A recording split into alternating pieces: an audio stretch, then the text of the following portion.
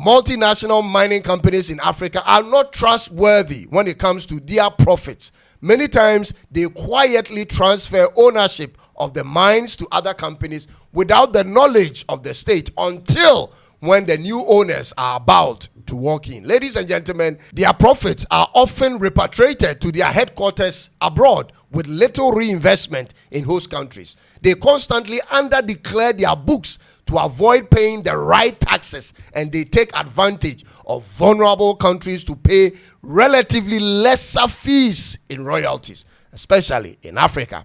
In some instances, they even ask for tax holidays for many years. Ladies and gentlemen, these multinational companies never play fair. On top of all of this is the wage difference compared to other countries. Take, for instance, Australian and Canadian mining companies in Africa.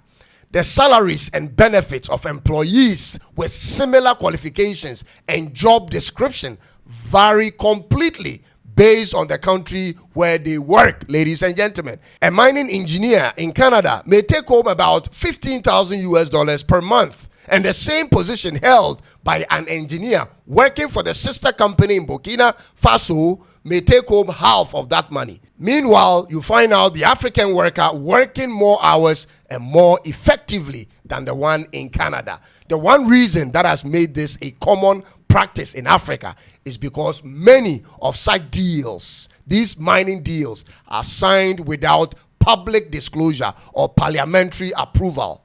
Most times, these multinational companies collude with politicians, the elite politicians of the country, to sign such agreements that benefits the politicians personally at the expense of national interests. Now, when that happens, ladies and gentlemen, the priority of these politicians is on what they are getting from these contracts and not the plight of the local workers nor what the state gets. This is one of the few times where a leader of an African country has stepped in to change the ownership of the mines to benefit the country. Because in most cases, African politicians are rather trying to do all that's possible to keep the multinational companies here because of the benefits they get individually. They never consider running the mines themselves, ladies and gentlemen.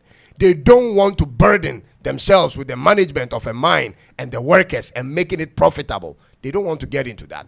At this point, I've just realized why Africa hasn't moved much in the last 60 years.